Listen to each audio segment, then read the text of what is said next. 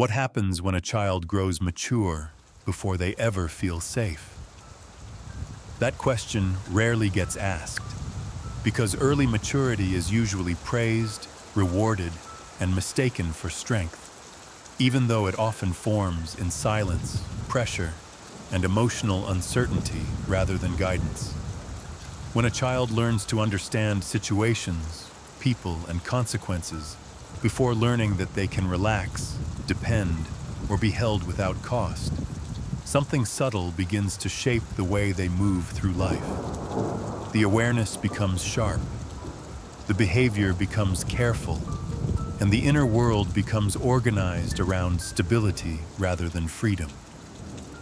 This story is not about weakness, and it is not about blame, but about what happens when intelligence and composure develop in the absence of protection, and how that early adaptation quietly follows a person into adulthood, influencing relationships, ambition, emotional distance, and the feeling of always having to be a little ahead of everything, even when nothing is actually wrong. Chapter 1. When childhood quietly slipped away, there are childhoods that end with a clear rupture, a moment that can be pointed to later and named as the beginning of something else. But there are also childhoods that do not break or collapse in any visible way, because they fade gradually, thinning over time as responsibility, awareness, and emotional vigilance quietly take the place of ease, leaving the child unsure of when the shift occurred or whether it was even a shift at all.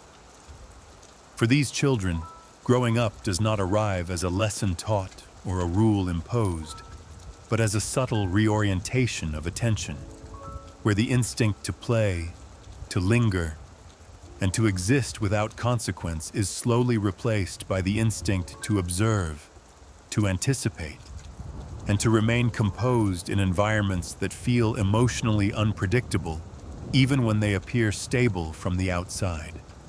Nothing dramatic may have happened in ways that can be easily explained or justified later, because there may have been food on the table, routines that held, and voices in the house. Yet beneath those surfaces existed an unspoken requirement to stay alert, to sense changes before they were announced, and to adjust behavior accordingly in order to keep things from tipping into discomfort or conflict. Very early on, these children learn that their surroundings respond differently depending on how much space they take up, how many needs they express, and how carefully they manage their emotional presence. And although no one ever states this directly, the lesson becomes clear through repetition, through subtle relief when they are calm, and through quiet tension when they are not. What develops from this environment is not fear in its obvious form, but a refined sensitivity to emotional atmosphere, a way of reading rooms, tones, and silences before words arrive, so that adjustments can be made preemptively, not to gain praise, but to maintain a sense of stability that feels fragile and conditional.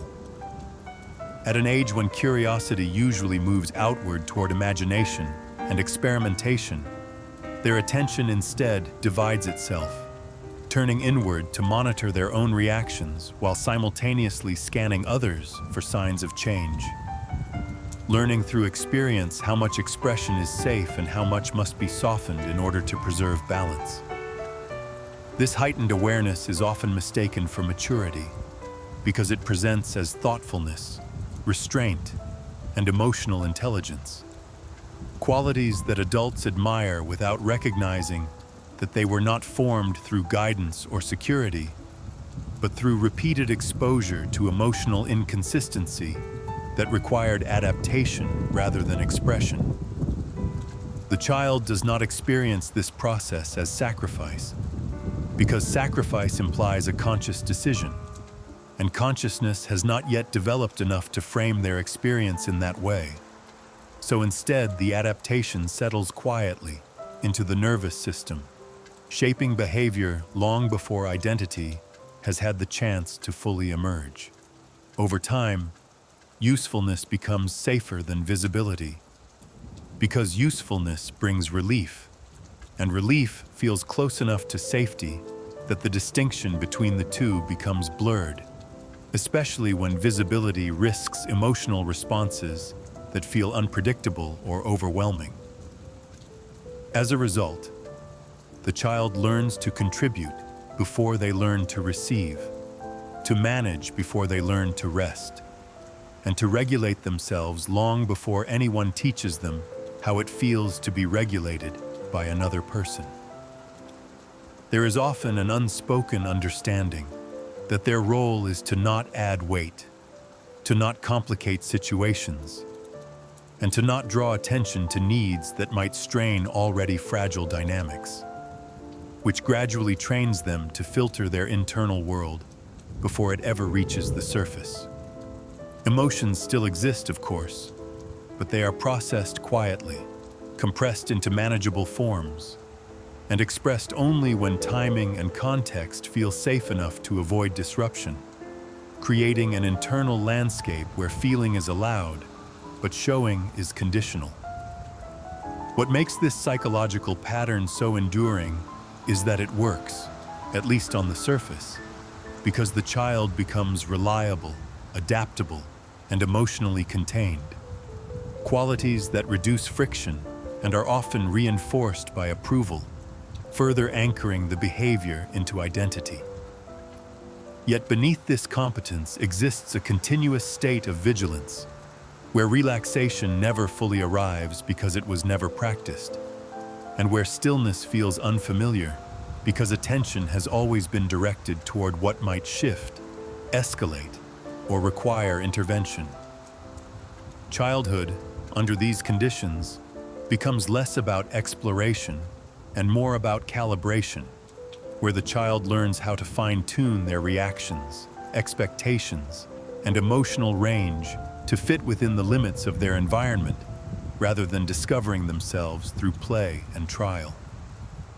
Even moments that resemble ordinary childhood experiences often carry an additional layer of monitoring, as though part of the child remains slightly outside the moment, observing it, managing it, and ensuring that nothing crosses an invisible line they learned not to test. There is rarely anger during this phase because anger requires a sense of entitlement to protection or fairness, and entitlement has not yet been established. So instead, there is understanding, compliance, and a quiet acceptance that this is simply how things are. Love may still be present, but it is often inconsistent, distracted, or emotionally burdened, which teaches the child that connection must be protected through restraint rather than deepened through openness. As a result, vulnerability does not feel like a bridge to closeness, but like a risk that could destabilize relationships they depend on, leading them to prioritize emotional control over emotional honesty without consciously choosing to do so. The child becomes their own anchor, not because they seek independence, but because dependence feels uncertain, and this self-anchoring gradually hardens into a structure that follows them forward as they grow. By the time adolescence arrives, much of what others are only beginning to learn about emotional regulation, responsibility, and self-containment has already been internalized, creating a quiet sense of being out of sync, older in posture, but younger in unexpressed needs. This early strength, often admired and praised, is not rooted in confidence or security, but in constraint. And constraint carries a weight that does not disappear simply because the child appears capable. What remains underneath is not damage in a dramatic sense, but postponement, a quiet delay of rest, dependency, and emotional softness that never had the conditions required to emerge naturally. And so childhood does not vanish completely, but recedes into the background, shaping how safety is defined, how rest is experienced, and how worth becomes measured. not through being, but through holding things together long enough for everything else to remain standing. Chapter 2. Learning the world before. Learning yourself when childhood slips away quietly. It does not leave emptiness behind, but fills the space with something else, something practical and alert, something oriented toward understanding the world rather than discovering the self, which means that learning begins early, but it is not the kind of learning that happens in classrooms or through guidance. Instead, it is the kind of learning that happens through observation, through pattern recognition, and through the slow accumulation of unspoken rules about how people behave when they are tired, disappointed, overwhelmed, or emotionally unavailable. For these children, knowledge does not arrive as curiosity-driven exploration, but as situational awareness, a constant effort to understand what is happening beneath the surface so that nothing comes as a surprise that cannot be managed. They learn how voices change before conflict appears, how silence can mean many different things depending on its texture, and how moods can shift an entire environment long before anyone acknowledges that something is wrong. This education is not intentional, but it is thorough, because it is reinforced daily through experience, through moments when correct interpretation leads to stability, and misinterpretation leads to discomfort, withdrawal, or emotional unpredictability. As a result, the child's attention is drawn outward far earlier than it should be, trained on external dynamics rather than internal experience, which quietly delays the process of self-recognition that usually unfolds through play, experimentation, and emotional feedback.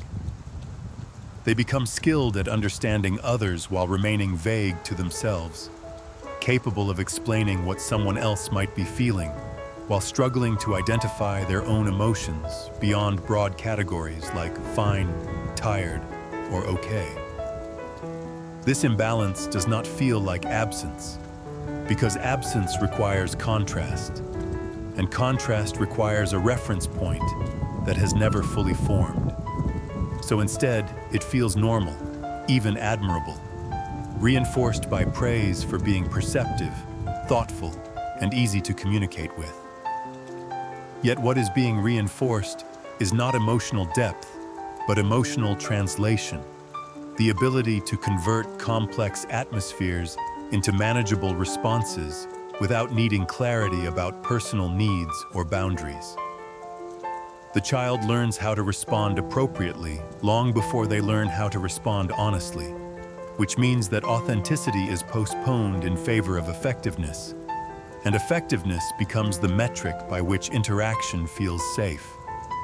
In this way, social intelligence develops ahead of self-awareness, creating a personality that appears grounded and insightful while remaining internally diffuse, organized around adaptation rather than expression.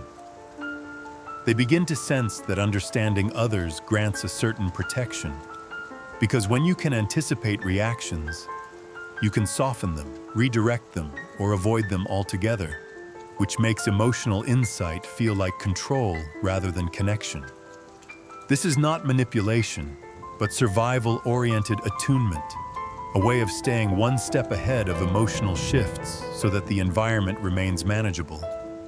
Over time, this skill becomes automatic, operating below conscious thought, guiding behavior, tone, and timing, without the child needing to reflect on why they act the way they do. What quietly recedes during this process is curiosity about the self, because curiosity requires safety, and safety has been defined as stability rather than exploration. Questions like, what do I feel, what do I want, or what do I need are deferred, not because they are unimportant, but because they feel secondary to maintaining equilibrium. The child becomes fluent in external languages while remaining underdeveloped in their internal one. capable of reading complexity everywhere except within. Even moments of solitude are often filled with mental rehearsal, replaying interactions, predicting outcomes, or refining understanding, rather than resting in unstructured thought or imagination. This creates an inner world that is busy but not spacious, active but not playful, focused but rarely relaxed. As they grow older, this pattern continues, shaping friendships, academic environments, and later professional settings, where they are often valued for insight, composure, and emotional steadiness without anyone noticing how much effort is required to maintain that steadiness. They become the one others talk to, lean on, or confide in, because listening feels natural, understanding feels familiar, and holding space feels like a role they have always occupied. What remains difficult is allowing space to be held for them, because being witnessed without contributing something useful feels unfamiliar and faintly uncomfortable. There is often a sense of being ahead and behind at the same time. Ahead in understanding dynamics, motivations, and emotional undercurrents, but behind in developing a clear, embodied sense of self that is not shaped by external demands. This can lead to a subtle form of disorientation later in life, where competence exists alongside uncertainty, and clarity about others contrasts sharply with ambiguity about personal direction. The individual may know how to navigate situations effectively while remaining unsure why certain choices feel empty or why rest feels undeserved rather than restorative. What is missing is not intelligence or awareness, but orientation inward, the gradual process of learning oneself through trial, missteps, and emotional safety that was postponed in favor of adaptation. Yet this postponement does not mean the capacity is gone, only that it has been waiting, undeveloped but intact, beneath layers of understanding that were built too early and too quickly.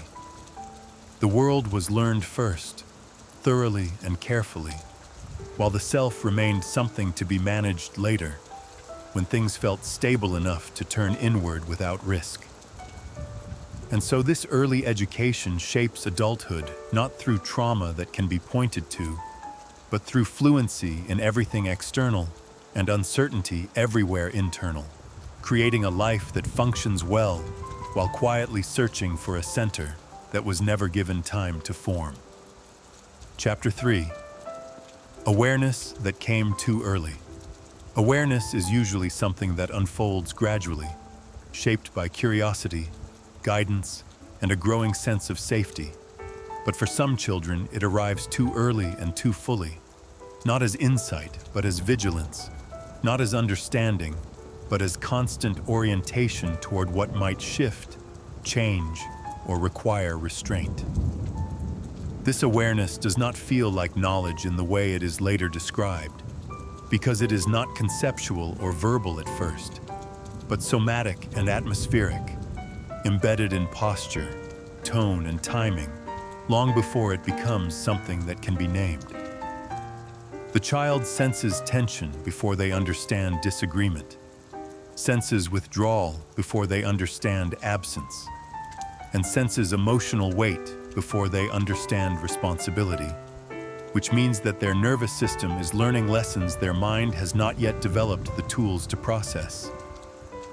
As a result, awareness does not expand alongside capacity, but ahead of it, creating an internal state where perception exceeds regulation, and where knowing more does not mean feeling safer, but feeling more exposed to what cannot yet be managed. This early awareness shapes how attention is used, because attention becomes defensive rather than exploratory, scanning for signals rather than drifting toward interest, and organizing itself around prevention rather than discovery. The child learns to notice what is unsaid more than what is spoken, to track shifts in energy rather than explicit instruction, and to respond to implications rather than requests, which slowly trains them to live one step ahead of the present moment. Being present, in the full sense of immersion, becomes difficult because presence requires trust that nothing unexpected will demand immediate adaptation, and trust has not been established deeply enough to allow attention to rest. Instead, awareness remains forward-leaning, alert to potential disruption, quietly rehearsing responses before they are needed, and shaping behavior around the anticipation of outcomes rather than engagement with experience. This kind of awareness is often praised later as intuition, emotional intelligence, or wisdom. Yet in its origin, it is closer to exposure than insight, because it developed without protection, guidance, or reassurance. The child did not choose to know this much, this soon, and without context. Awareness becomes weight rather than clarity, information without containment.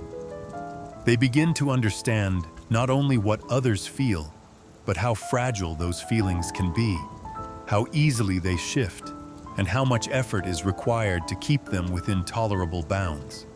This understanding subtly teaches the child that emotions are volatile, that environments are easily destabilized, and that stability depends on constant adjustment rather than inherent safety. As awareness deepens, spontaneity narrows, because spontaneity introduces variables that cannot be predicted or controlled. And unpredictability feels risky when the cost of miscalculation is emotional withdrawal or tension. The child becomes careful without being fearful, cautious without being anxious in an obvious way, developing a restrained quality that feels calm on the surface while remaining tightly organized underneath.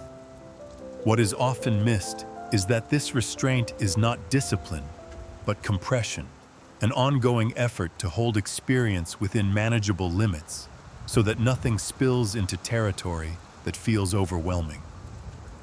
Awareness that comes too early also shapes identity formation, because identity normally develops through experimentation, feedback, and error. Yet experimentation feels unsafe when awareness has already revealed how much error can cost.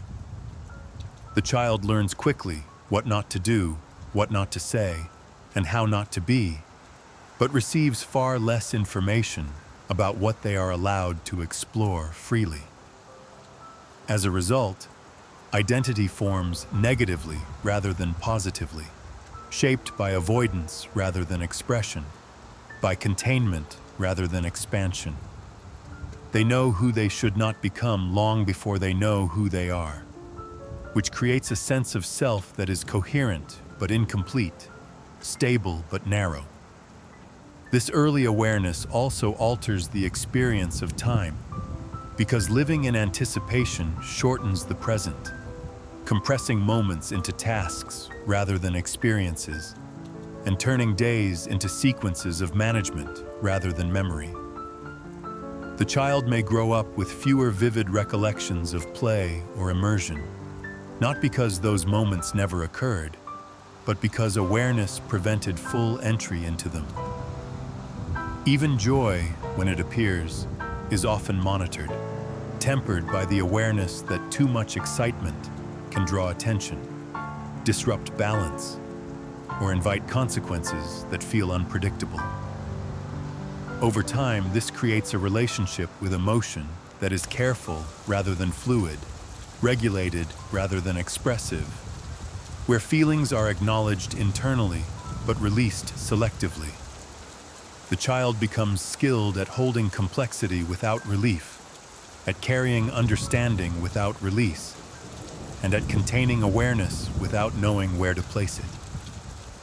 This skill does not disappear with age, but follows them forward, shaping how they experience intimacy, responsibility, and rest, because awareness remains active even when it is no longer required. Relaxation feels shallow, because awareness does not power down easily, and silence feels full rather than empty, populated by observation rather than ease.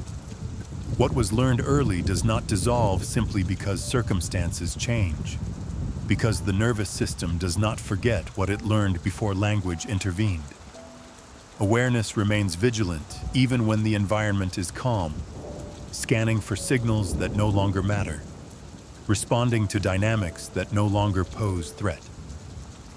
This is not pathology, and it is not weakness, but adaptation carried forward beyond its original context. Awareness that came too early becomes a permanent lens, shaping perception even when protection is finally available. And so the individual moves through life with a depth of understanding that is real and earned, while quietly carrying the cost of having known too much, too soon, without the space to be young while learning how the world works. Chapter 4. Becoming useful instead of being held. When awareness arrives early and settles deeply, it often brings with it a quiet conclusion that is never spoken but slowly assumed, which is that usefulness is safer than need. That contribution is more reliable than dependence, and that being helpful offers a form of security that asking to be held never quite guarantees. For the child who grew up too fast, usefulness does not begin as a choice or a value, but as an observation learned through repetition, through noticing that moments of calm follow compliance, that tension eases when responsibility is taken on willingly, and that emotional space opens more readily for those who reduce the burden rather than add to it.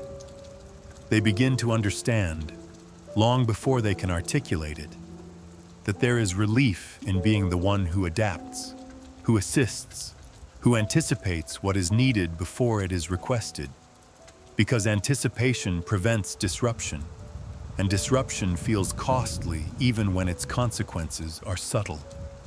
This shift does not happen dramatically, but through small, almost invisible adjustments, where the child offers help instead of expressing confusion, maturity instead of distress, and composure instead of longing, slowly learning that these substitutions are rewarded with stability rather than scrutiny. Being held, in the emotional sense, requires availability from another person, and availability has often felt inconsistent or fragile, which means that relying on it feels uncertain, whereas usefulness feels concrete, actionable, and within the child's control. As a result, the child's sense of worth begins to organize itself around what they can do rather than who they are, around contribution rather than presence, creating an identity that feels solid and functional while quietly bypassing the need for care. They become attentive to what others require, sometimes even before those needs are consciously recognized, stepping in smoothly, efficiently, and without complaint, not because they enjoy responsibility, but because responsibility offers a predictable role in an otherwise unpredictable emotional landscape. Over time, this pattern deepens, and usefulness stops being a strategy and becomes a posture, shaping how the child enters rooms, relationships, and conversations, always oriented toward adding value, smoothing edges, and preventing discomfort. What is rarely noticed is how this orientation narrows the child's internal permissions, because being useful leaves little room for uncertainty, rest, or emotional messiness, all of which feel incompatible with the role they have learned to occupy. They learn to suppress impulses that feel inconvenient, to delay needs that feel disruptive, and to minimize feelings that do not translate easily into action, gradually internalizing the belief that being cared for is conditional, while being needed is reliable. In this way, care becomes transactional rather than relational, something earned through effort rather than received through presence, even though no one may ever explicitly frame it that way. The child does not feel unloved, but they feel necessary, and necessity carries a particular kind of pressure, because it implies that connection depends on performance rather than mutual holding. Being held requires surrender, softness, and a willingness to be temporarily unproductive, all of which feel unsafe when one's sense of belonging has been built on competence and contribution. As usefulness solidifies into identity, the child's emotional range becomes increasingly managed, because emotions that cannot be translated into helpfulness feel out of place, awkward, or burdensome. Sadness must become quiet, frustration must become patience, and longing must become endurance, because these transformations preserve the role that keeps relationships stable.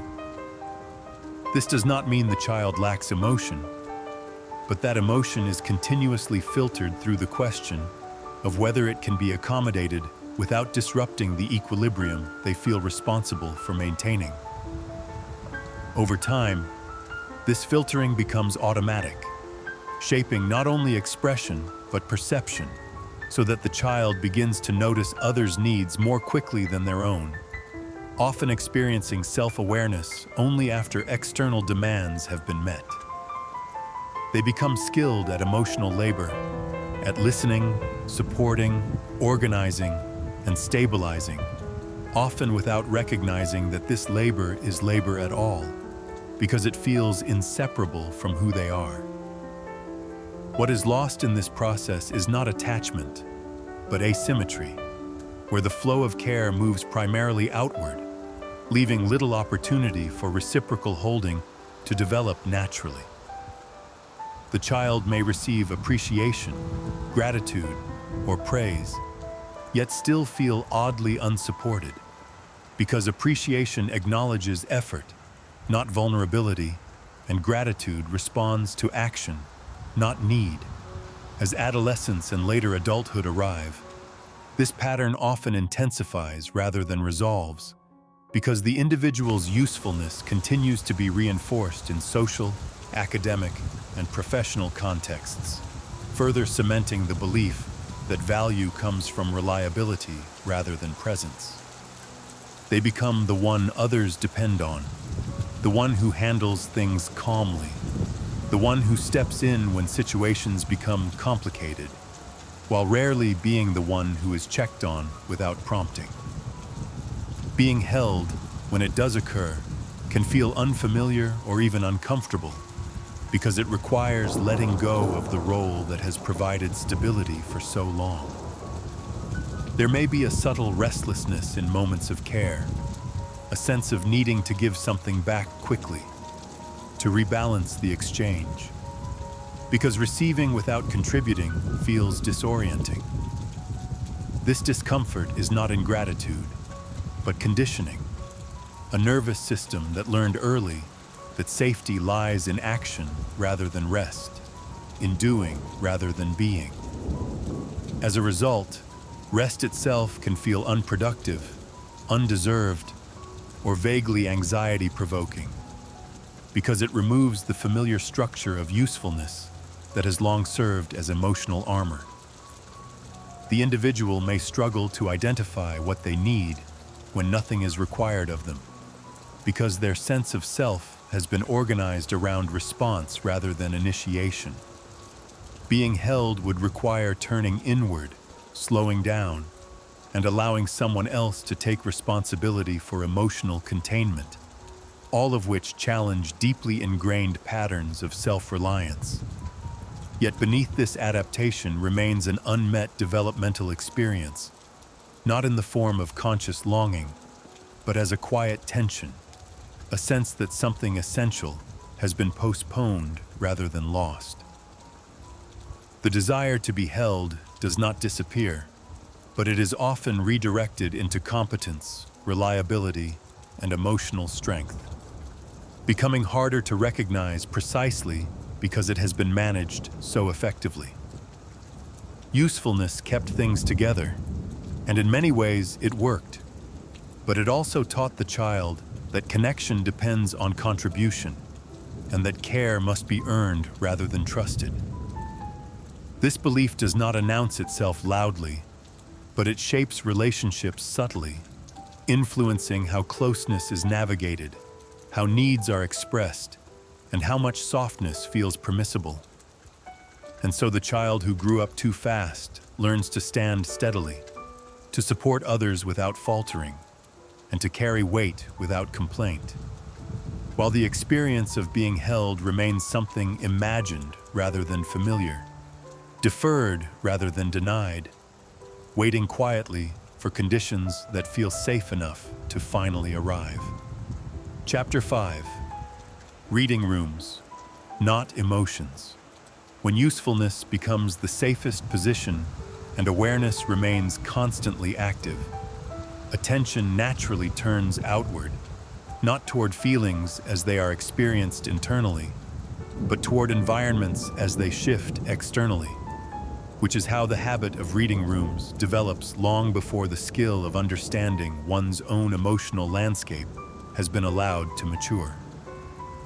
The child learns to sense changes in atmosphere with remarkable precision, noticing how energy tightens or loosens, how silence thickens or thins, and how the emotional temperature of a space can change without a single word being spoken, which slowly trains them to respond to context rather than to personal feeling.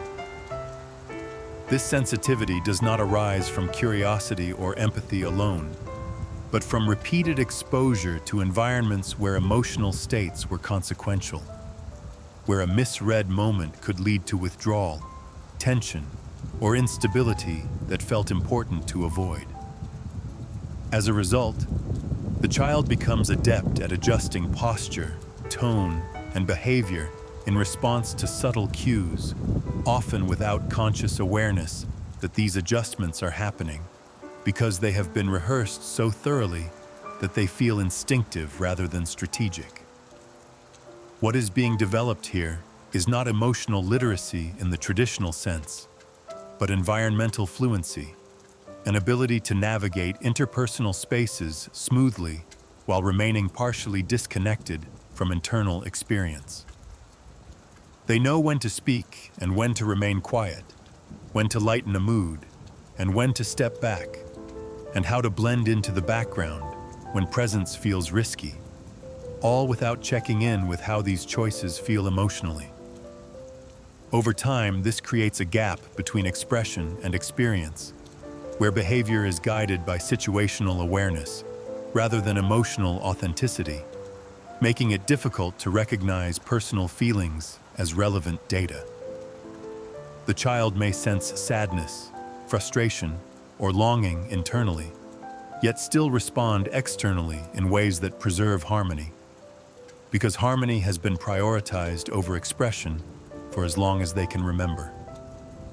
Reading rooms becomes a form of emotional labor that feels necessary rather than optional, a constant background task that organizes social interaction while quietly draining attention from the self. They become skilled at managing dynamics without being asked, smoothing transitions, diffusing tension, and anticipating discomfort before it arises, often earning appreciation for being perceptive or easy to be around. What goes unnoticed is the cost of this skill, which lies in the gradual neglect of internal signals that do not directly contribute to external stability. Emotions that cannot be used to inform appropriate behavior are often minimized or postponed, leading to a relationship with feeling that is abstract rather than embodied. The child may be able to describe what others are likely feeling with remarkable accuracy while struggling to identify what they themselves feel beyond generalized states. This pattern deepens as they grow older, because social environments increasingly reward adaptability, insight, and emotional management, further reinforcing the habit of orienting outward rather than inward. They learn how to be emotionally responsive without being emotionally available, present without being revealed, engaged without being vulnerable. This does not mean intimacy is impossible, but it often arrives filtered, moderated by an ongoing awareness of how much emotional presence is safe to offer without destabilizing the relationship. Moments that could invite deeper connection are often managed rather than entered fully, because entering requires relinquishing control over outcomes, and control has long been the mechanism through which safety was maintained. Reading rooms also shapes how conflict is experienced, because conflict is sensed early and often avoided entirely, not through avoidance of people, but through anticipatory adjustment that prevents disagreement from surfacing. The child learns to shift before conflict arrives, smoothing edges so effectively that disagreement rarely has the chance to fully form. While this may create the appearance of harmony, it also limits opportunities for authentic negotiation, repair, and mutual understanding, which require conflict to be present long enough to be addressed. As a result, relationships can feel stable yet oddly shallow, cooperative yet restrained, because emotional range has been narrowed to what feels manageable rather than what is fully felt. The individual may sense that something is missing in their connections without being able to articulate what it is, because the missing element has never been fully practiced. Being emotionally seen requires revealing internal states without preemptively adjusting them to fit the room. And this feels unfamiliar when reading the room has always taken precedence. There can be a subtle sense of isolation even in close relationships, not because of distance, but because presence is curated rather than spontaneous. The individual may feel known for their insight, reliability, or calmness, while remaining unsure whether they are known for their inner world. This uncertainty can lead to an ongoing effort to be even more attuned, more understanding, more adaptable, in the hope that closeness will emerge through excellence in emotional navigation. Yet closeness does not deepen through navigation alone, because navigation preserves safety but limits exposure. Reading rooms protected the child when emotional unpredictability felt costly, and it continues to protect the adult even when the environment has changed. The habit persists because it has been effective, because it has prevented rupture, and because it has provided a sense of control in spaces where emotional outcomes once felt fragile.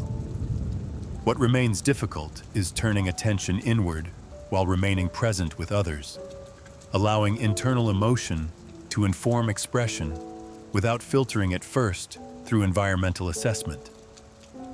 The individual may notice that they understand others better than they understand themselves, and that this imbalance creates a quiet fatigue that has no clear source. They may feel responsible for maintaining emotional climates while unsure how to participate in them fully. Reading rooms becomes second nature, yet being emotionally read by others feels rare, not because others are incapable, but because the opportunity has rarely been offered. This pattern does not indicate a lack of depth, but an overdeveloped skill set that formed too early and at the expense of something equally important. The child learned how to survive emotionally by mastering context rather than feeling, and this mastery followed them forward, shaping how connection is managed rather than lived.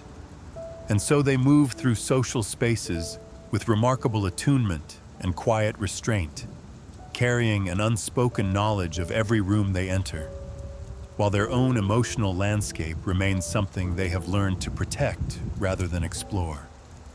Chapter 6. The Safety of Control. When reading rooms becomes instinctive and usefulness feels inseparable from belonging, control often emerges as the quiet structure holding everything together, not as dominance or rigidity, but as an internal posture that promises predictability in a world that once felt emotionally uncertain. Control does not begin as a desire to command outcomes, but as a need to narrow possibilities, because fewer variables feel easier to manage than many. And management has long been associated with safety rather than restriction. The child learns, often without conscious awareness, that when they anticipate correctly, adjust early, and remain composed, situations tend to stay within tolerable bounds, which slowly teaches the nervous system that control is not optional, but protective. This sense of protection is subtle and cumulative, built through countless moments where emotional restraint prevented escalation, where careful timing avoided misunderstanding, and where preparedness softened the impact of disappointment. Over time, control shifts from being something the child does to something the child is, shaping how they approach relationships, decisions, and even their inner world, where feelings are monitored rather than allowed to unfold freely. The need for control is rarely dramatic, because it does not announce itself through obvious anxiety or compulsive behavior, but through preference, structure, and a quiet resistance to situations that feel undefined or emotionally exposed. They may gravitate toward routines, planning, and predictability, not because they lack spontaneity, but because predictability reduces the cognitive and emotional load of constant vigilance. Even when life becomes objectively stable, the habit of control remains active, because it was learned during a period when stability was conditional, and the nervous system does not easily relinquish strategies that once ensured survival. Control also extends inward, shaping how emotions are experienced and expressed, because emotions introduce unpredictability, and unpredictability has long been associated with relational risk. Rather than allowing feelings to rise and pass naturally, the individual may contain them, analyze them, or translate them into action, keeping experience within boundaries that feel manageable. This containment can look like emotional strength from the outside, because reactions are measured, responses are thoughtful, and crises are handled calmly. Yet inside, there is often a constant effort to maintain this equilibrium. The individual may feel uneasy in moments that invite surrender, such as relying on others, expressing raw emotions, or entering situations where outcomes cannot be anticipated, because surrender challenges the belief that safety must be actively maintained. Even pleasure can feel complicated, because pleasure involves letting go of monitoring, and letting go can feel like exposure rather than relief. As a result, relaxation may feel shallow or temporary, arriving only when all variables seem accounted for, and disappearing quickly when uncertainty returns. Control also shapes boundaries, because boundaries become a way of preventing emotional overload rather than a means of self-expression, leading to limits that are firm but not always flexible. The individual may say no easily to protect their capacity, yet struggle to say yes to vulnerability, because vulnerability requires a form of openness that cannot be fully controlled. Relationships are often approached thoughtfully, with care taken to understand expectations, dynamics, and potential points of tension, creating connections that are stable but carefully managed. Conflict, when it arises, is often experienced internally before it appears externally, because awareness detects it early, prompting adjustment rather than confrontation. This preemptive management reduces visible conflict, but it also limits opportunities for resolution that come from expressing disagreement openly and allowing relationships to stretch and repair. The safety of control lies in its predictability, because predictability reduces the need for constant scanning, offering temporary rest to a system that has long been alert. Yet control also carries a cost, because it requires continuous effort, and effort, even when subtle, accumulates over time. The individual may not feel overtly anxious, yet may notice a persistent tension, a sense of readiness that never fully powers down, even in moments that should invite ease. This tension is not a flaw, but a remnant of early adaptation, a strategy that worked so well it became embedded. What makes control difficult to release is that it is associated not only with safety, but with identity, because being composed, reliable, and prepared has long been how the individual understands their value. Letting go, even slightly, can feel like risking both safety and self-concept at once. The desire for control does not mean the absence of trust, but rather a trust that was never fully rehearsed, because the environment did not consistently support it when it was first needed. Trust requires repeated experiences of being held without managing the outcome, and those experiences were limited or inconsistent during formative years. As a result, control remains the default, even when the present no longer demands it. The individual may sense that control both protects and confines them, offering stability while limiting depth, safety while constraining freedom. They may long for ease while resisting the conditions that allow ease to emerge, caught between the desire to rest and the belief that rest must be earned or safeguarded. The safety of control is real, and it has a history, but it is not neutral because it shapes how life is entered, how relationships unfold, and how much of the self is allowed to be visible. This chapter of adaptation does not end abruptly, because control does not dissolve through insight alone, but it begins to reveal its edges when the individual notices how much effort goes into maintaining what appears effortless. And so control continues quietly, offering protection that once felt essential, even as it subtly defines the limits of spontaneity, vulnerability, and rest, carrying forward a pattern that began long before the individual had the choice to decide otherwise. Chapter 7: Silence as a Form of Stability. Silence, for most children, is simply the absence of sound, a neutral space where imagination can wander or boredom can settle. But for the child who grew up too fast, silence takes on a different meaning, becoming an active state, a carefully maintained condition that signals safety, predictability, and the temporary suspension of emotional risk. This silence is not empty because it is filled with listening, monitoring, and subtle adjustment, a quiet attentiveness that keeps the environment within acceptable limits and prevents attention from turning toward needs that feel difficult to meet or emotions that feel too large to contain.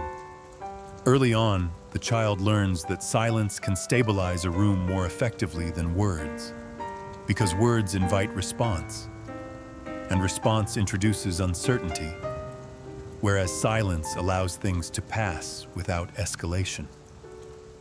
They notice that when they remain quiet, situations often settle on their own, tensions soften, and attention moves elsewhere, which reinforces the idea that restraint is not only polite, but protective. This lesson is absorbed slowly and implicitly, through repeated exposure to moments where speaking changed the emotional temperature in ways that felt uncomfortable, and moments where silence preserved a fragile equilibrium. Over time, silence becomes less of a choice and more of a reflex, a default response when uncertainty appears, because it offers time to assess, to regulate internally, and to avoid making emotional demands on an environment that may not be able to meet them. The child does not experience this silence as suppression at first, because suppression implies resistance, and this silence feels adaptive, even intelligent, a way of staying aligned with what feels possible rather than pushing against invisible limits. Silence becomes a place to organize oneself, to think before reacting, and to ensure that nothing escapes prematurely, which gradually teaches the child that expression should be filtered, timed, and carefully considered. As this pattern solidifies, silence begins to function as a form of self-containment, holding emotions inside until they can be translated into something acceptable, manageable, or useful. Feelings are not denied, but delayed, stored internally rather than released into shared space, creating an inner world that is rich but rarely witnessed. The child may become known as thoughtful, calm, or introspective, yet this reputation often rests on a misunderstanding, because the quiet is not always reflective, but protective, shaped by a belief that emotional exposure carries risk. When emotions arise that do not have a clear outlet or purpose, silence becomes the safest place to put them, preventing disruption while maintaining internal order. This habit extends beyond emotion into communication more broadly, shaping how opinions are formed and expressed, because opinions, like feelings, can introduce disagreement, and disagreement can destabilize relationships that feel important to preserve. The child learns to wait, to listen, and to adapt their viewpoint to the contours of the conversation, rather than asserting it outright, often holding thoughts internally until they either feel irrelevant or unnecessary. Silence thus becomes a way of staying connected without being exposed, present without being vulnerable, involved without being implicated. As the child grows older, this pattern is often reinforced by social and academic environments that reward composure, patience, and restraint, further validating silence as a sign of maturity rather than a strategy of self-protection. They may be praised for being easygoing, for not causing trouble, for being reasonable and level-headed, without anyone noticing how much internal processing is happening beneath that calm exterior. The cost of this silence is subtle, because it does not manifest as obvious distress, but as a gradual distancing from spontaneous expression, where thoughts and feelings are evaluated for impact before they are allowed to exist in shared space. Over time, this creates a lag between experience and expression, where emotions are felt internally, but communicated only after they have been neutralized, softened, or reframed. This lag can make the individual feel slightly out of sync with their own life, as though they are always observing themselves from a short distance, rather than inhabiting the moment fully. Silence also shapes how conflict is navigated, because conflict often requires articulation of discomfort or disagreement, and articulation risks destabilization. Rather than engaging directly, the individual may withdraw, reflect, and adjust internally, hoping that the issue resolves itself without needing to be named. This approach often prevents overt confrontation, but it also postpones resolution, allowing tension to persist quietly rather than being addressed openly. The individual may become skilled at enduring discomfort without expressing it, which can be mistaken for resilience, even though endurance without expression slowly accumulates emotional weight. Silence becomes a container for that weight, holding it together long enough for daily life to continue functioning smoothly. In relationships, this can create a dynamic where the individual is perceived as understanding and accommodating, while their own needs remain largely invisible. They may listen attentively, offer thoughtful responses, and provide emotional support. yet rarely interrupt the flow with their own unmet needs or unresolved feelings. When asked how they are doing, they may respond accurately but incompletely, offering a version of themselves that fits the moment rather than revealing the full complexity of their inner state. Silence, in this way, becomes a language of restraint, communicating stability at the expense of depth. The individual may sense that something is missing in their connections, not because others are inattentive, but because silence has limited what can be shared. Being truly known requires allowing parts of oneself to be seen before they are fully processed, and this feels unsafe when silence has long served as protection. There can be a subtle grief embedded in this pattern, not for something dramatic that was taken away, but for conversations that never happened, emotions that were never given space, and moments of shared vulnerability that were deferred indefinitely. Yet this grief is often difficult to identify, because silence has been normalized as strength, composure, and self-control. The individual may pride themselves on being private, on not oversharing, on handling things internally, without realizing that privacy has become a barrier rather than a preference. Silence also affects the relationship with self, because internal dialogue often replaces external expression, leading to extensive self-reflection that is rarely balanced by external validation or correction. Thoughts and feelings circulate internally, refined through analysis rather than relational feedback, which can create clarity in some areas and confusion in others. Without shared expression, emotions may feel real but ungrounded, intense but isolated, understood intellectually but not relationally. Silence continues to feel stabilizing because it avoids immediate disruption, but over time it can contribute to a sense of emotional distance, even from those who are physically close.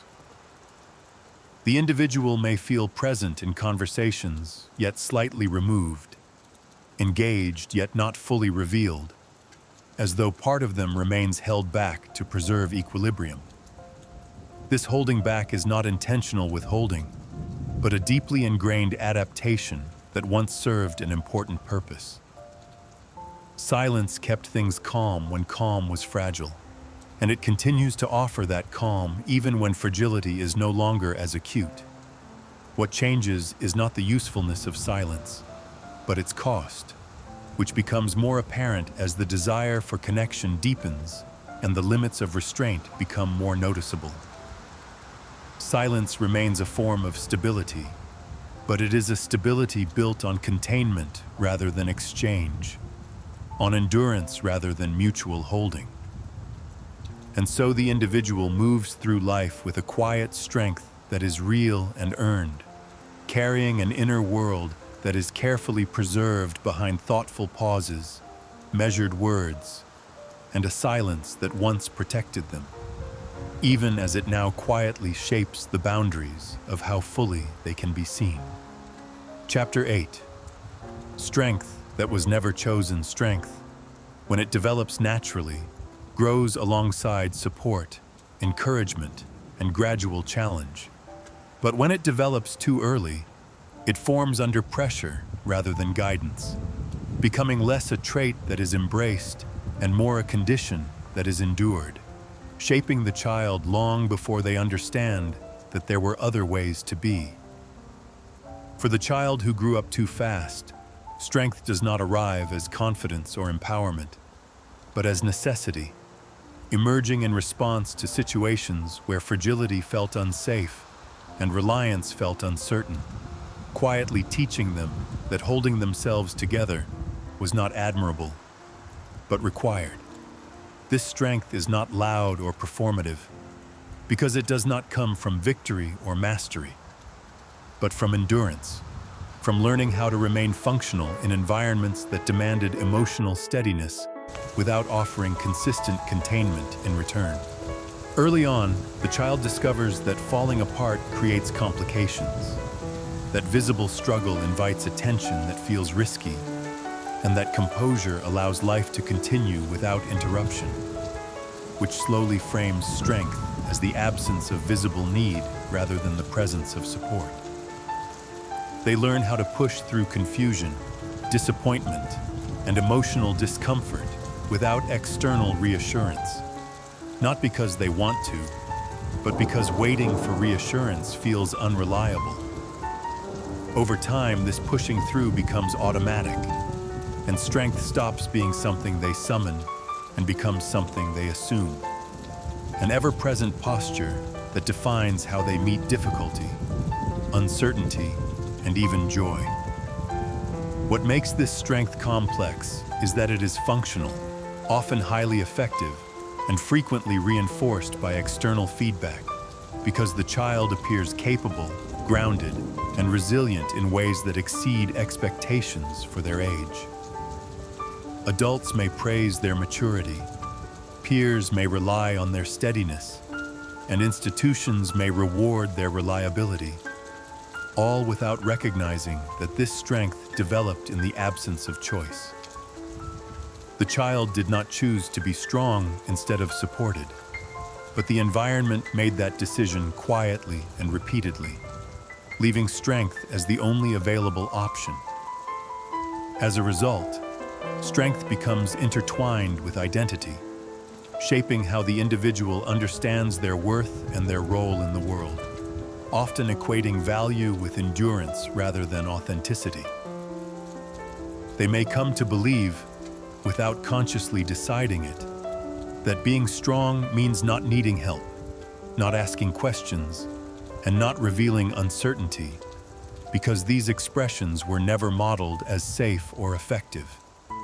This belief does not feel oppressive at first, because strength provides structure, clarity, and a sense of control in situations that might otherwise feel overwhelming.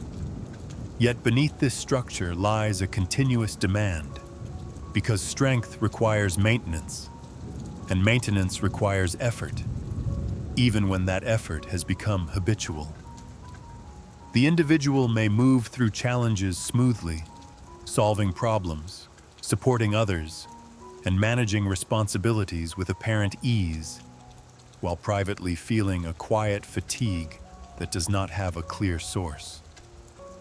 This fatigue is not physical exhaustion, but emotional load, the cumulative weight of having to be steady regardless of internal state. What is rarely acknowledged is how little room this leaves for softness, confusion, or emotional dependency, because these states feel incompatible with the identity that strength has shaped. Moments that invite vulnerability may feel uncomfortable or disorienting, not because vulnerability is unwanted, but because it conflicts with a long-established sense of self that equates strength with safety. The individual may admire vulnerability in others while struggling to embody it themselves, offering empathy and support externally while remaining guarded internally. Strength that was never chosen also affects how failure is experienced, because failure feels less like a learning process and more like a threat to stability. The individual may tolerate difficulty well, but struggle with disappointment, not because disappointment is unbearable, but because it introduces uncertainty that challenges the belief that effort guarantees stability. They may feel responsible not only for their own outcomes, but for the emotional outcomes of those around them, because strength has been associated with holding things together rather than allowing things to unfold. This responsibility often extends into adulthood, shaping careers, relationships, and social roles where they naturally gravitate toward positions of reliability, leadership, or support.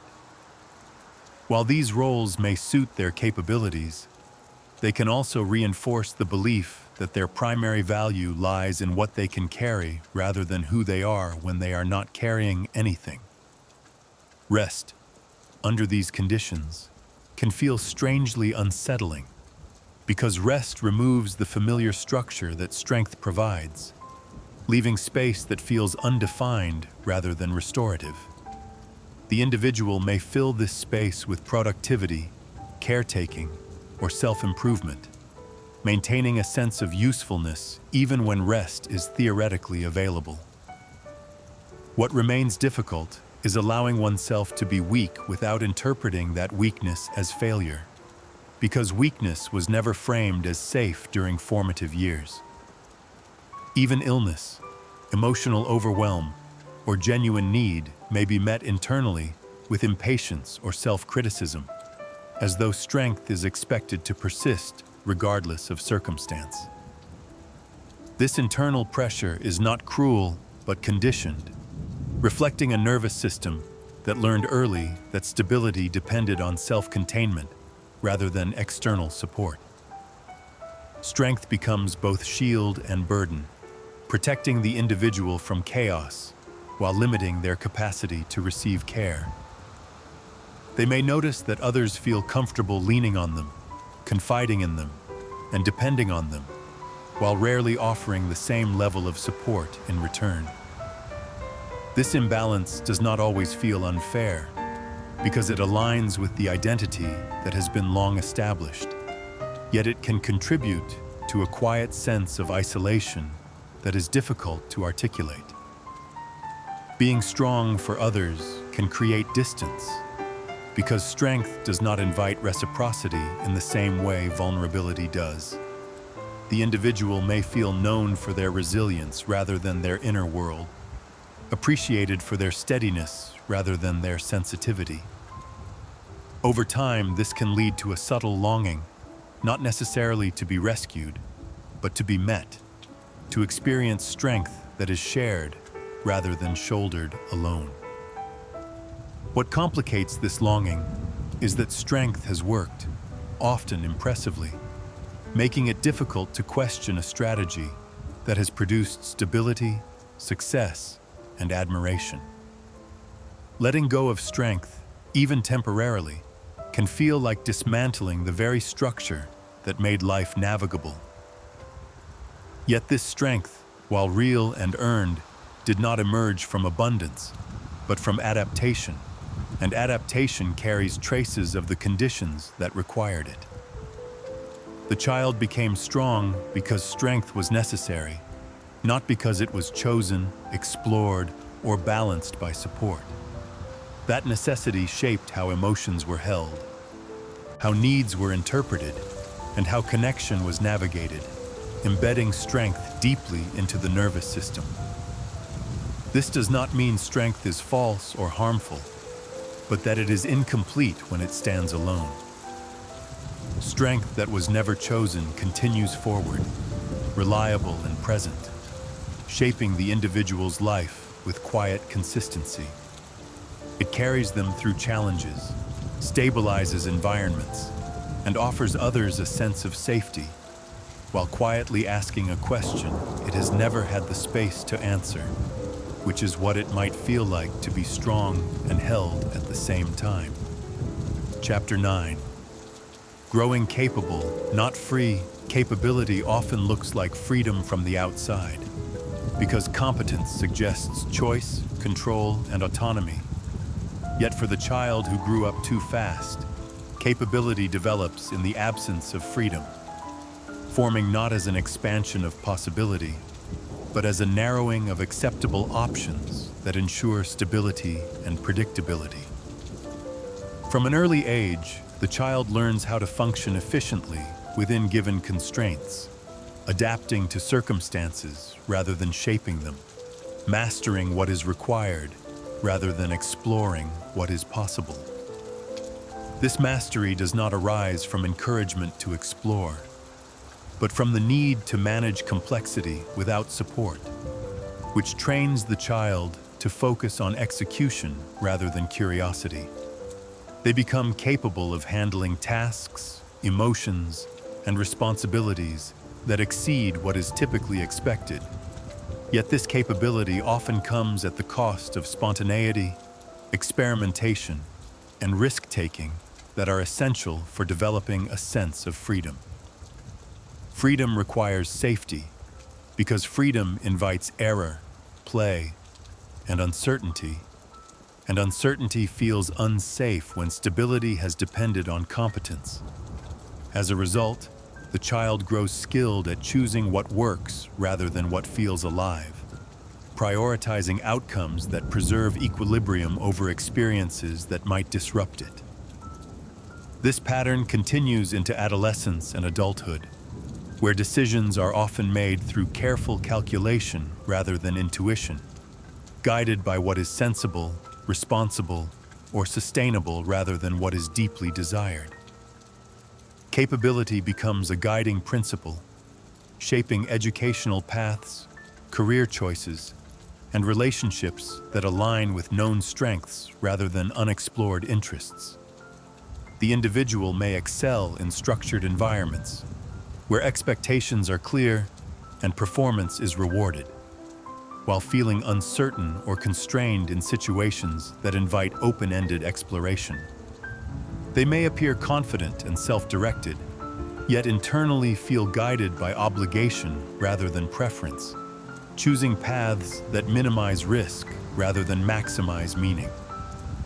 This does not mean they are unhappy, because capability provides a sense of competence and control that feels stabilizing, yet it often leaves little room for joy that is not justified by productivity or purpose.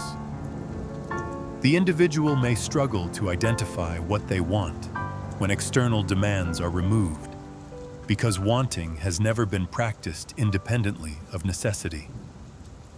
When asked about passions, dreams, or long-term desires, they may respond thoughtfully yet vaguely, offering answers that sound reasonable rather than deeply personal. This vagueness is not confusion, but underdevelopment, the result of a self that was organized around response rather than initiation. Growing capable rather than free also shapes how failure is perceived, because failure feels less like information and more like risk, threatening the stability that capability has worked to maintain. As a result, experimentation may feel uncomfortable, and mistakes may be avoided rather than embraced, limiting opportunities for discovery. The individual may be highly effective within familiar roles while feeling constrained by them, sensing that something is missing without being able to articulate what it is. They may admire freedom in others, interpreting spontaneity, creativity, or risk-taking as qualities they lack, without recognizing that freedom was not withheld but postponed. Capability has allowed life to function smoothly, yet it has also shaped the boundaries within which life is lived. The individual may notice a subtle restlessness, not driven by dissatisfaction, but by a sense that their life has been assembled through adaptation rather than choice. They may feel competent in many areas while remaining uncertain about their deeper identity, because identity normally develops through exploration, not just execution. Relationships can also reflect this pattern, as they may choose partners who fit well with their established rhythms rather than those who invite transformation or unpredictability. Connection may feel stable and supportive, yet limited by unspoken rules that prioritize harmony over expansion. Growing capable rather than free can create a life that works, often impressively, while leaving a quiet question about what else might have been possible under different conditions. This question does not always surface as regret, because regret requires comparison, and comparison requires an alternative that was never fully imagined. Instead, it surfaces as a sense of incompleteness, a feeling that something essential has been deferred rather than denied. The individual may sense that they have learned how to live responsibly without learning how to live expansively. Freedom, in this context, does not mean recklessness or lack of responsibility, but the ability to move toward experience without needing to justify it through usefulness or outcome. What has been missing is not permission, but practice. because freedom is learned through repetition in safe environments, and those environments were limited during formative years. Capability filled the gap left by that absence, offering structure and reliability in place of exploration. As the individual matures, they may begin to notice the difference between what they are good at and what they are drawn to, between what they can do and what they want to do. This noticing can feel unsettling because it challenges the identity built around competence, raising questions that do not have immediate answers. They may feel torn between maintaining stability and allowing uncertainty, between honoring the strength that carried them forward and exploring parts of themselves that were never given space to emerge.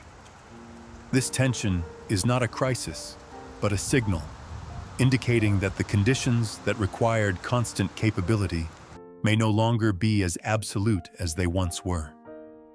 Freedom does not arrive suddenly, because it cannot be claimed without unsettling patterns that have long provided safety.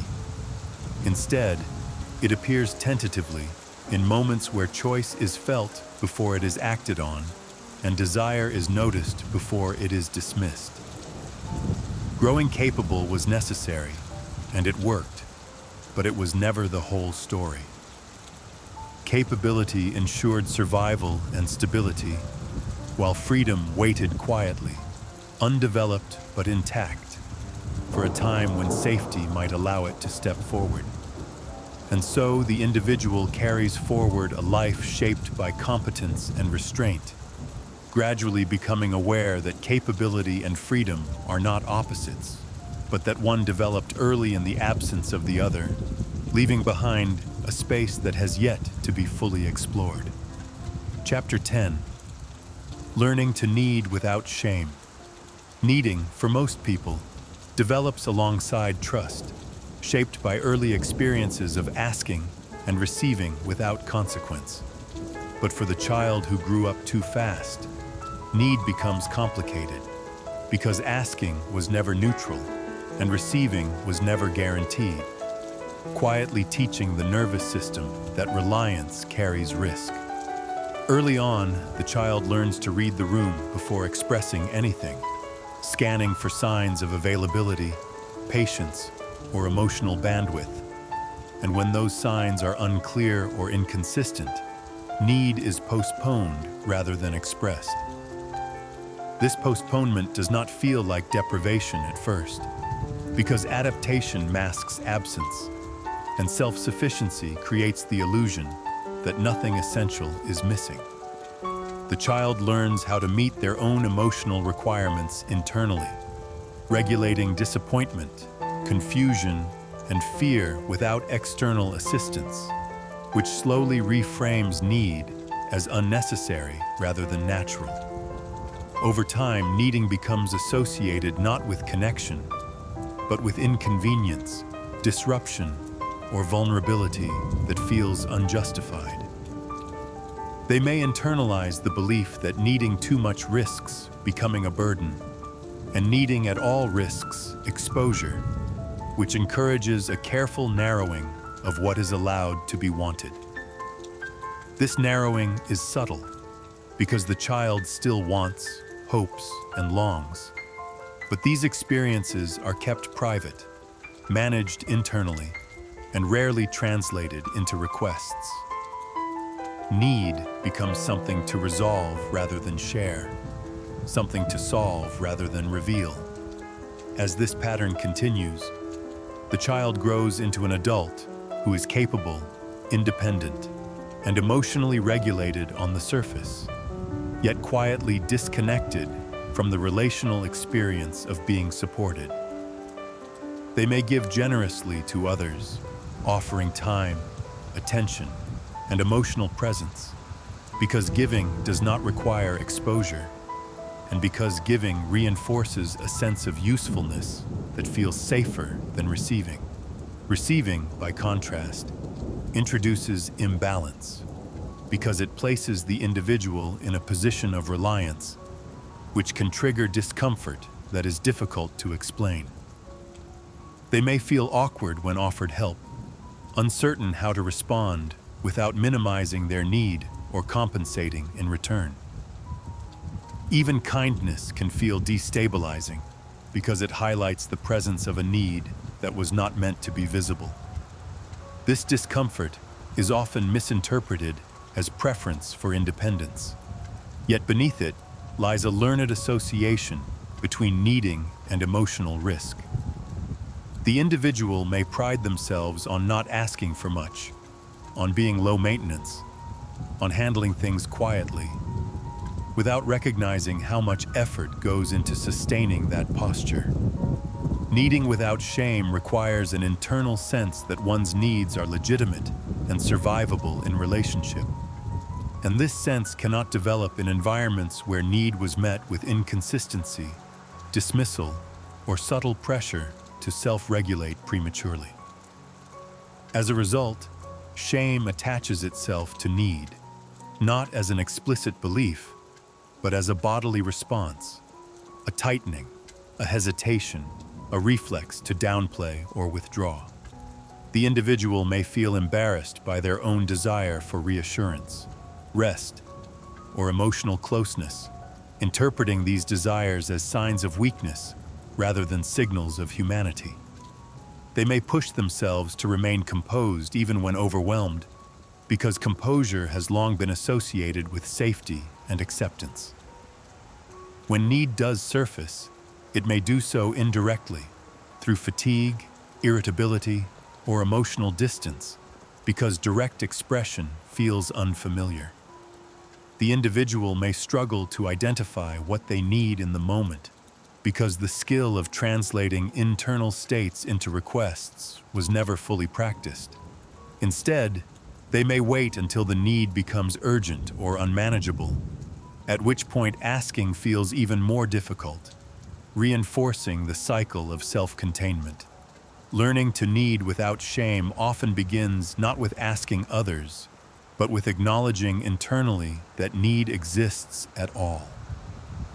This acknowledgement can feel surprisingly emotional because it requires letting go of the identity built around being unaffected, capable, and self-sustaining.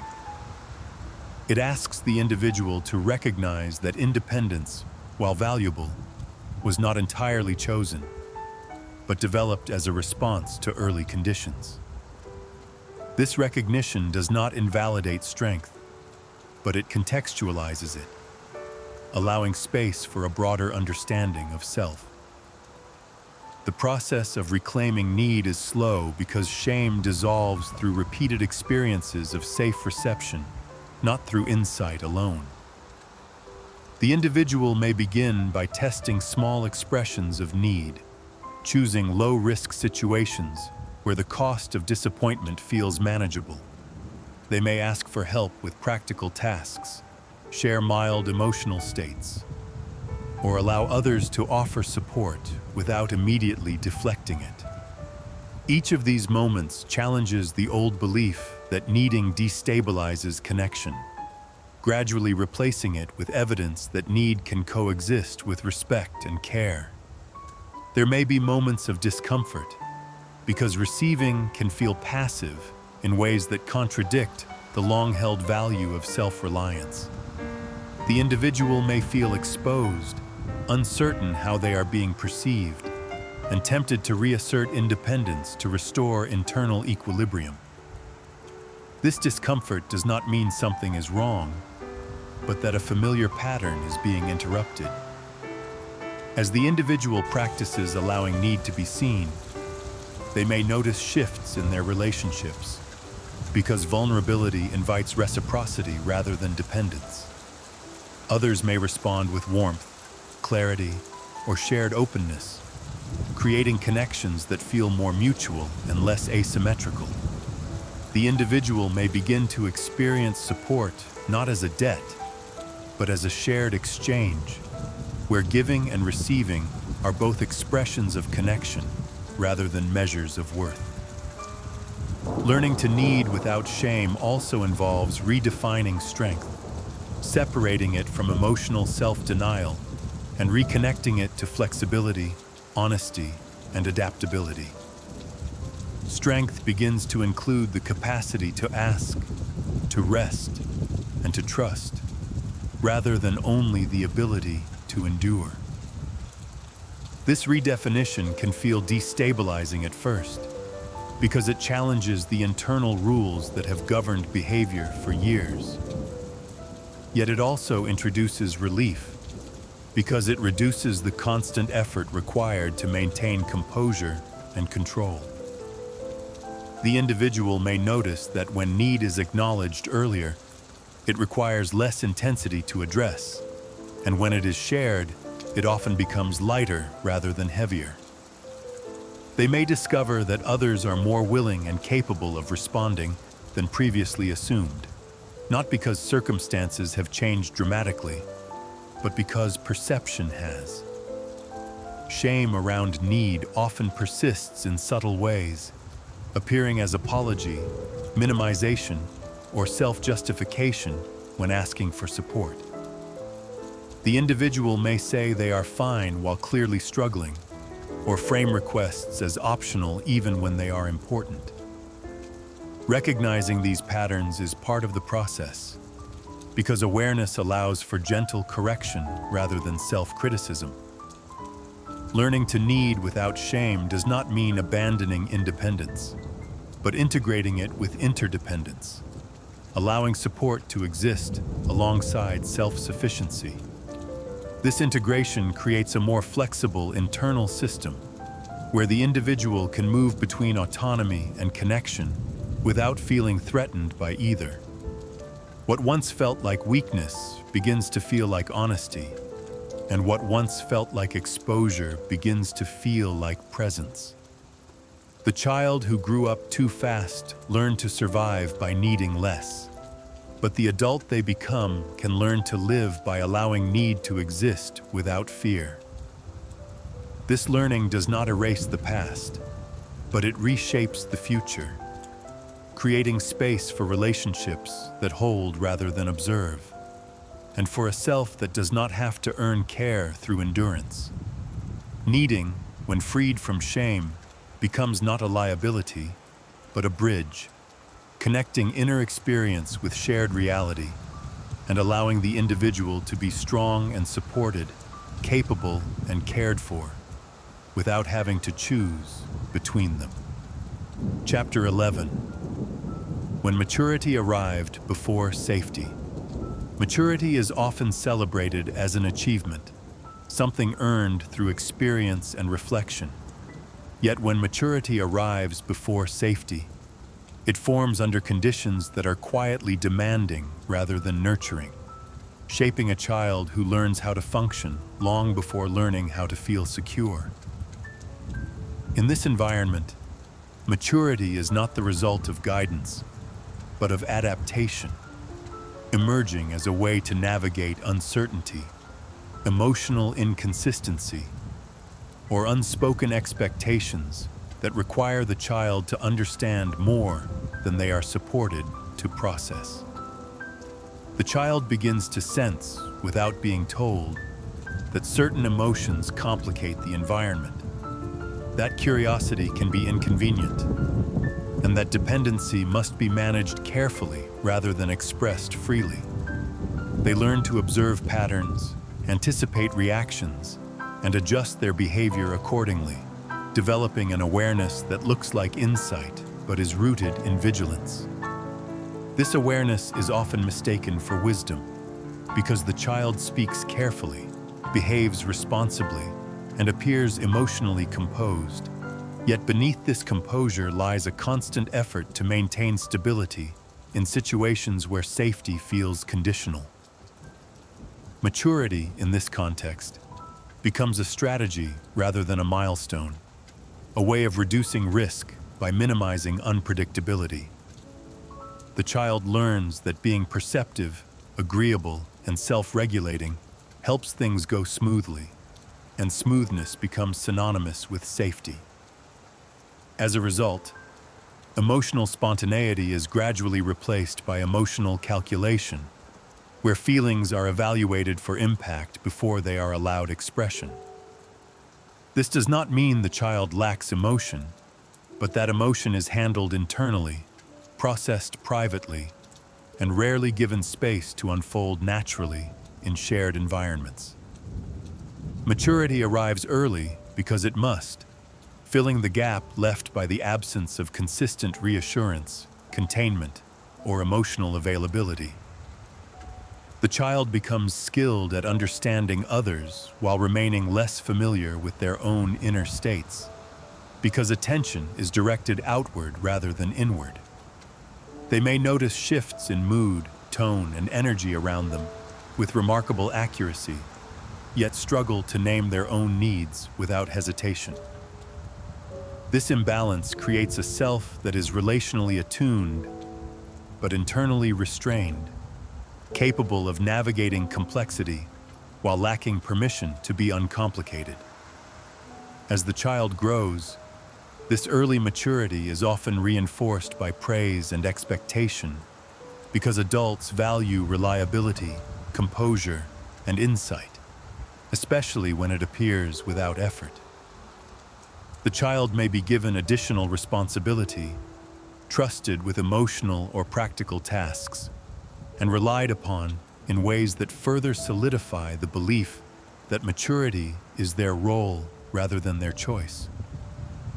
This role can feel affirming at first because it offers clarity and purpose, yet it also narrows the range of acceptable experience, leaving little room for uncertainty, play, or emotional dependence.